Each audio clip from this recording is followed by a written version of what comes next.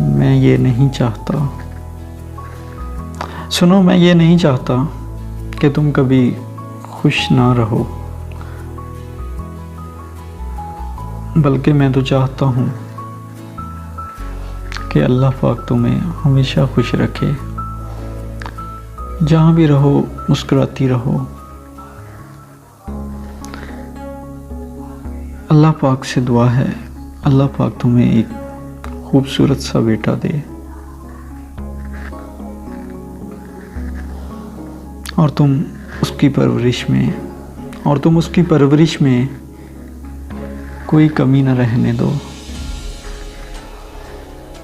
और फिर जब वो जवान हो जाए तब उसे भी किसी लड़की से प्यार हो जाए, और जब वो जवान हो जाए उससे भी किसी लड़की से प्यार हो जाए, और वो लड़की उससे छोड़कर चली जाए।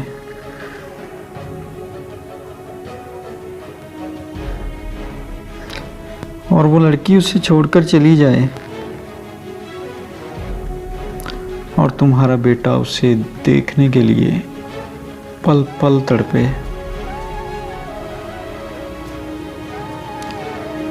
और अपने बेटे की ये हालत देखकर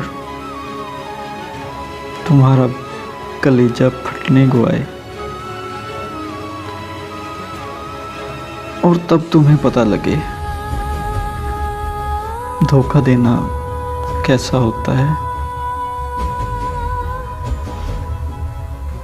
एक बात याद रखना मेरी,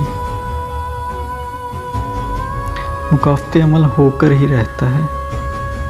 हाँ, देर सवेर हो सकती है मगर टल नहीं सकता।